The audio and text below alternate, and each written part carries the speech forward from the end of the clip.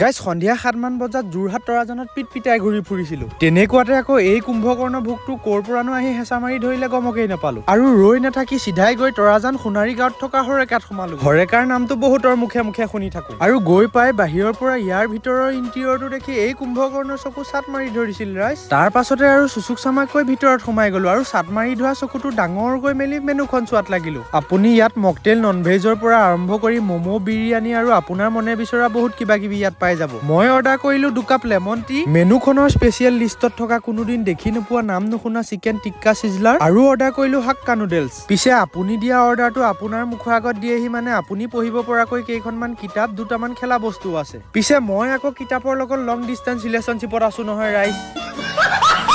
আৰু কম সময়ৰ ভিতৰতে আমাৰ অৰ্ডাৰ কেইটা আনি এটা এটাকৈ মুখৰ আগত দিলেহি। আৰু চাহ কাপৰ পৰা আৰম্ভ কৰি এটা এটাকৈ খোৱাত লাগিলো ৰাইজ। পিছে দামটোতকৈ সোৱাদটো বহু গুণেই ওপৰত আছিল। সিজলাৰটো এটা বাইট লওঁতে মুখৰ পৰা এটা শব্দহে ওলাইছিল, সেইটো হৈছে ৱাও কি টেষ্ট।